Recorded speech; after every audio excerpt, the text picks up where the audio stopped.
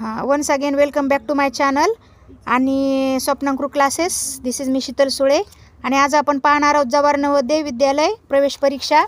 तर पहा, आपण 2.4 ही एक्सरसाइजमधले 4पर्यंतचे प्रश्न आपण काय केले, सॉल्व केलेले ते पार्ट 1मध्ये. आणि आता आपण काय करणार पार्ट 2मध्ये, हे 5व्या गणितापासून तर हे 7वे, म्हणजे हे 3 हे पार्ट 2मध्ये पाहणार आहोत. तर चला पाहूया आपण पहिले 5वा प्रश्न. तर 5व्या प्रश्नामध्ये काय सांगितलेले पहा, मोटारीच्या एका पार्किंगमध्ये 14 रांगा आहेत. प्रत्येक रांगेत गाड्या उभ्या करण्यासाठी 420 जागा आहेत. तर पार्किंगमध्ये गाड्या उभ्या करण्यासाठी एकूण किती जागा आहेत? तर पहा, रांगा किती आहेत? 14 रांगा आहेत. लक्षात घ्या किती रांगा आहेत. 1 2 3 4 5 6 7 8 9 10 11 12 13 आणि 14 रांगा आहेत. आणि प्रत्येक प्रत्येक रांगेत गाड्या उभ्या करण्यासाठी किती येतं? 420. म्हणून आपल्याला काय करावं लागेल, आता जागाच आहेत तर मग काय करावं लागेल, 420 गुणिले 14. पहा आता, 4 0 जा 0, 4 2 जा 8 आणि 4 4 जा 16.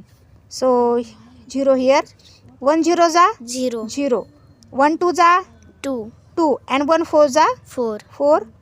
Let's plus 0 0 जा 0 plus 0 0, 8 plus 0 8, 6 plus 2 8 and 1 plus 4 5. So पहा 5880. तर बघा, मोटारीच्या एका पार्किंगमध्ये 14 रांगा आहेत. प्रत्येक रांगेत गाड्या उभ्या करण्यासाठी 420 जागा आहेत. तर त्या पूर्ण पार्किंगमध्ये, होल पार्किंगमध्ये गाड्या उभ्या करण्यासाठी एकूण किती जागा आहेत? तर आपलं ऑप्शन काय आलेलं आहे? 5880. पहा, बी नंबरचं ऑप्शन आहे. चला आता आपण शाळेत 6व्या गणिताकडे वळू आपण.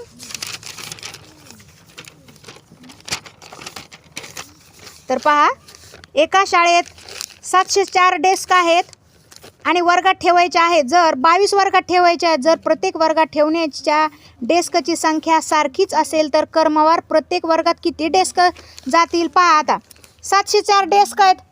704 डेस्क आहेत आणि ते 22 वर्गात ठेवायचे, सारख्या प्रमाणात ठेवायचे. तर मग आपल्याला भागाकार करावं लागेल. आता पहा, मग आता आपण 6वं गणित आहे, लक्षात घ्या. 704 भागिले 22 करावं लागेल. पहा आता आपल्याला काय करायचं, 22च्या पाड्यामध्ये आपल्याला 70 शोधायचे आहेत. पण 22च्या टेबलमध्ये आपल्याला 70 भेटणार नाही आहेत. तर 22 त्रिक किती भेटणार आपल्याला? 66. ठीक आहे, 22 त्रिक 66 भेटणार. आणि पहा, 70मधून 66 गेले की खाली किती राहिले? 4.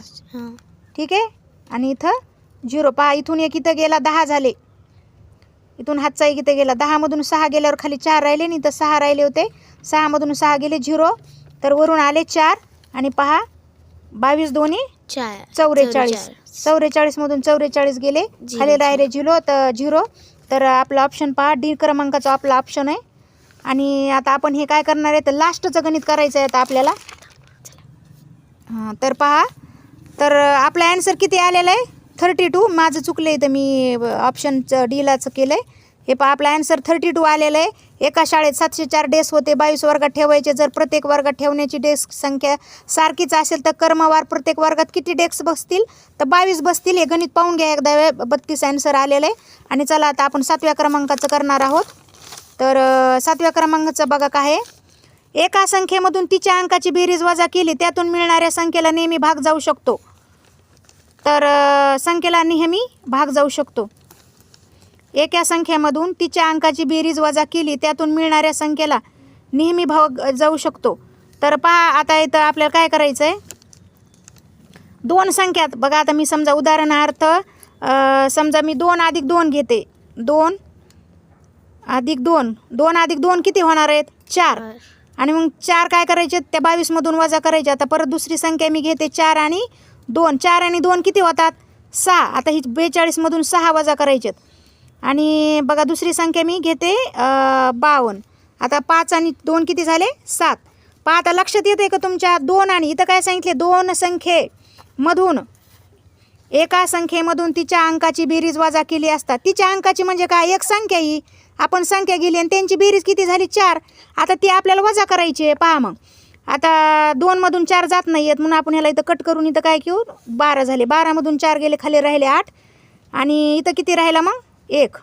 तर तो 1 जशाच तसा घेऊ. आता इथं पण 4 कट करू, इथं 3 राहते आणि इथं झाले 12.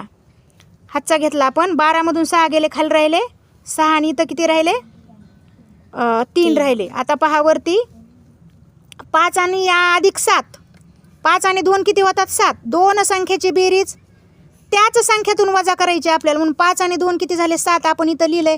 आता 7 वजा करायचे आहेत म्हणून इथं 1 गेले 12 झाले. 12मधून 7 गेले खाली राहिले 5 आणि पहा इथं राहिले होते 4 कारण हातचा इकडे आलता म्हणून इथं राहिले 45. पहा आता ह्या तीनही संख्याला कशाने भाग जातोय. पहा इथं लक्ष द्या, गणिताकडे लक्ष द्या. पहिले 2 ने 18ला भाग जातोय. 2 9 18 36ला पण जातोय. जातो की नाही. हो. 12 36 होत आहे आणि 18 2 36 होते. पण 45ला 2 ने भाग जात नाही. 5 ने पण ह्या संख्येला भाग जात नाही. याला जातो फक्त 5 9 45. 8 ने कशाला भाग जातोय. तिन्ही संख्येला जातोय का 8 ने भाग. पण 9 ने बघा सगळ्याला जातोय. बघा कसा 9 2 8 18. पहा वरती 9 9 त्रिक 9 1 9 9 2 18 9 27 9 चौक 36. पहा 9 चौक 36 आणि हे चांगलं लिहून घेऊ आपण.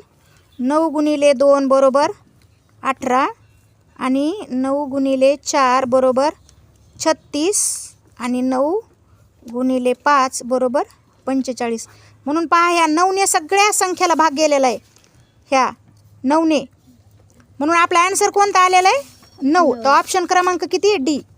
So thank you watching for this video. जर माझा हा व्हिडिओ तुम्हाला आपल्याला आवडला असला तरी लाईक सबस्क्राईब करा आणि कमेंट्स पण करा. So thank you.